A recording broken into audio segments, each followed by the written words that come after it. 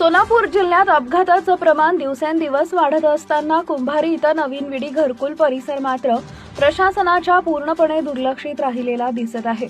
या भागात तब्बल 10 ते 15 हजार घरकुल असून एवढ्या मोठ्या लोकसंख्येसाठी केवळ 10 फूट रुंदीचा अरुंद रस्ता आहे।